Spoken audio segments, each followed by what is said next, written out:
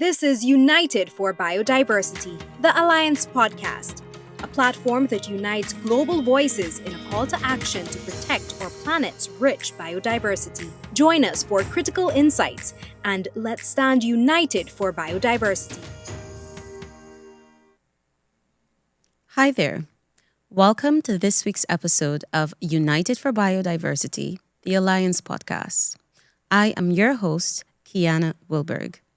Today, we place the spotlight on Guyana's green credentials, and most importantly, the potential for this to be a model for development with nature.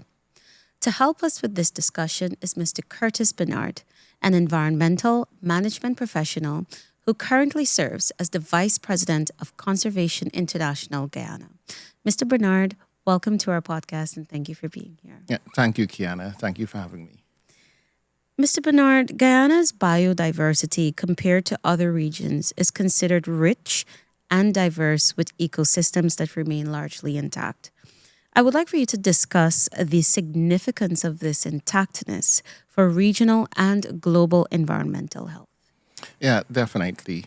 I usually like to speak of Guyana's natural wealth as really the foundation of who we are as a people.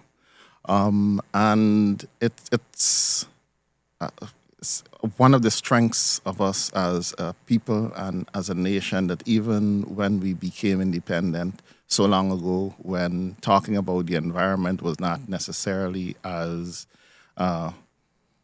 common as it is now, that we enshrine provisions within our constitution about the environment, and that even our national symbol, our flag, speaks to the environment quite a lot and to our quest to ensure that we develop in a way that secures our environment. But the basis from the scientific standpoint, the basis of our natural wealth is mainly because we sit within two very important regions in the world. The Guyana Shield, which is the oldest geological formation on the earth, and the Amazon biome, which is one of the largest remaining intact natural biomes within the world. We have upwards of 8,000 species of plants, many of which are endemic only to Guyana. We have about 2,500 species of vertebrates in Guyana, of which about 100 of them can be found nowhere else in the world. And so that really helps us to stand out, but it also gives us a responsibility to ensure that as we develop and as we look to improve the lives of people, that we are maintaining that. And that's why, for me, the topic of developing with nature is very important. In terms of looking at our importance globally, there was a study completed in 2021 that looked at two things: irrecoverable carbon, which is carbon that's locked away in the natural environment, that if it's released into the air, that we wouldn't be able to take it out of the atmosphere fast enough to avoid avoid climate change getting to an extent where we feel even more catastrophic impacts. And the second bit that it looked at is irreplaceable biodiversity. And when that analysis was done, the results showed that Guyana sits in one of three regions in the world where those two things overlap quite a lot. And we sit within the largest of those three, the Amazon biome. Wow. Now, those were some really jaw-dropping statistics that you provided there, characteristics about Guyana's biodiversity and how rich it is. But how do you propose that this can be leveraged as a model for development for others to follow? Yeah, sure. The World Bank, they have this concept that they use where they measure the wealth and they look at the changing wealth of nations. A study, I think it's labeled the changing wealth of nations. They use the total wealth concept, where they measure not only how wealthy countries are in terms of financial resources, but they look at three pools of capitals. They look at the built capital, which is infrastructure and so on, that is necessary to support the economies and support development within countries. They look at the social capital, or they sometimes call it the intangible capital, which is the capacity of people, how well people work together, and so on. And a big part of that is the natural capital, which is the natural wealth with which a country is blessed. I just described a little bit of it. I can go into a lot more details, but I know we don't have the time to do that. But they use these three pools of capitals to measure wealth. And when you look at countries, many countries like Guyana, where we have quite a lot of natural wealth, but the other two pools of capitals are fairly low. The way I like to look at development is really looking to find a way to build those or increase those other two pools of capital, the built capital, the infrastructure, and so on, and the social capital, because that is really where development is. And you sometimes hear the saying that development is really about people. And so the challenge before Guyana, and the opportunity rather before Guyana, is to find ways that we build on the infrastructural. We build those two pools of capital, the social capital and the built capital, while at the same time maintaining our natural capital. And I think that is the unique bit, because the route that most countries have taken, and when you look at some of the wealthier countries, you'll see that their pools of natural capital is a very small portion of what their wealth is. And so the opportunity for Guyana is to really find ways to build our social and the built capital, while at the same time maintaining our natural capital. And I think that's really the unique model of development that Guyana has the opportunity to demonstrate to the world. I'm happy that you mentioned the unique opportunity that is before Guyana, because it's a conversation that we've been having for quite some time, especially since the discovery of oil and gas resources in 2015.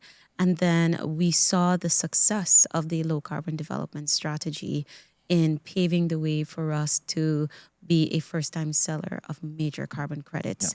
Now, I want you to talk a bit about the importance of this particular strategy and what it affords to us in that very point that you made in leveraging this opportunity to really set an example for others.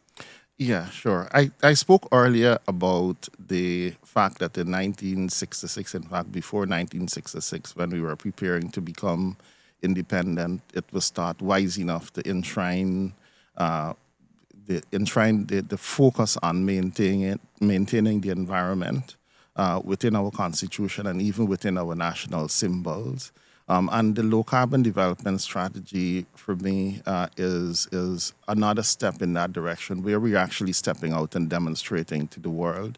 We are probably the only country, at least the only country I know of, that have put out a national development strategy that's explicitly states that we're going to be improving the way that people live, the access to resources that we have, while at the same time maintaining nature, and really looking to grapple with the challenges of doing that, because it's not an easy thing to do. It's much easier to take the traditional route of converting everything into financial wealth and then dealing with the problems. Yes. Or at least some feel it's easier. But I feel that Guyana has the opportunity through the low carbon development strategy to look at things of how it is that we can continue our traditional sectors. We've been mining for hundreds of years in Guyana, but yet we maintain almost 90% of our forests intact.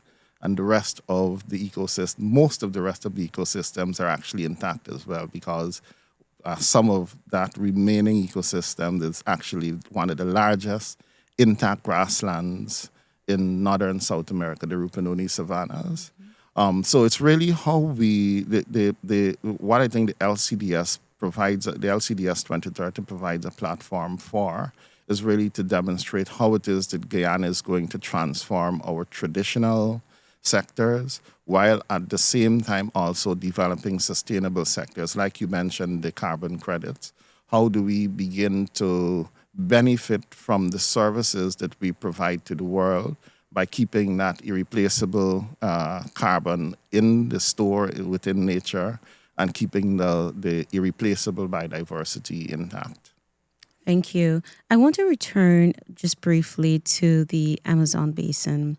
In what ways can a regional cooperation, in particular within the Amazon basin, enhance efforts to preserve biodiversity and promote sustainable development? Yeah, collaboration is absolutely necessary, and especially in a space like the Amazon basin, it's really critical. And not only collaboration at the national level between governments, but also with the inclusion of civil society, with the inclusion, very importantly, of indigenous peoples, because within the Amazon is one of the most diverse places in terms of people's cultures, languages. And so we really have to, as an entire Amazon region, find ways to collaborate with each other. Because Guyana, I think, is setting the pace within the region on how we can achieve this. But it's important that countries like Brazil and Peru and Ecuador and Venezuela even needs to get on. But we need to be working together to look at ways in which we can ensure that we continue to grow as countries while at the same time maintaining this vital reserve and vital ecosystem for the rest of the world. Thank you, Mr. Bernard. Now, to close on a very important point, the Global Biodiversity Alliance Summit, which is set for July 2025. Now, this is an acknowledgement to your very point about the importance of collaboration, having all hands on deck for the fight to protect biodiversity. Now, on this premise, can you share your take on how this particular summit can provide an enabling environment for hitting some important conservation benchmarks? Yeah, stepping beyond the usual formal fora for collaborating, which is the UN fora under the UN conventions for biodiversity and for climate change. Outside of that, we also need efforts like the Global Biodiversity Alliance, where like-minded countries, nature-rich countries, those who are in support of nature-rich countries can really get together and grapple with finding solutions for the challenges. I spoke a lot about Guyana and our natural wealth and our struggles. There are many things that countries can learn from us. There are many things that we can learn from others. And I think the Alliance is a good opportunity to have some of that sharing. The other bit is that we need to stand as one to be able to get some of the conditions that need to be in place to ensure that development with nature is something that more than Guyana can speak about, that the model that we are trying to demonstrate can actually be seen and copied by others, because we're only a model if others can follow us. And so I think the Global Biodiversity Alliance is an ideal forum for that, for sharing ideas, for grappling with the challenges, and for helping to create the enabling environment within the global political sphere and the global economic sphere as well, to be able to see the kinds of changes that would really result with benefits for people as well as benefits for nature. Mr. Bernard, I want to thank you so much for sharing your very enriching perspectives on this week's episode. I know that our audience has learned quite a lot about Guyana, as well as the importance of collaboration, as we've hammered home on several of our questions. So thank you once again. To our audience, we also want to thank you for tuning in. Be sure to follow us for more insights from thought leaders here and around the world. I am Kiana Wilberg. Goodbye for now. Thank you for listening to United for Biodiversity, the Alliance podcast. Be sure to follow us for more insightful episodes on our Spotify, LinkedIn, and Facebook accounts.